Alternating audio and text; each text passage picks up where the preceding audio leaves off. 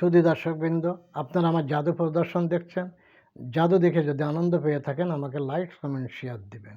আপনাদের like comment share পেলে আমি নতুন নতুন ভিডিও দেখাতে উৎসাহিত বোধ করব। দেখেন আমার কাছে একটি দড়ি আছে, এক প্রান্ত সাদা আর এক প্রান্ত লাল, আর মাঝে গিট্টি দেওয়া আছে, এখন এই গিটটি আমি জাদুর মাধ্যমে খুলে দেব। তাহলে দেখুন,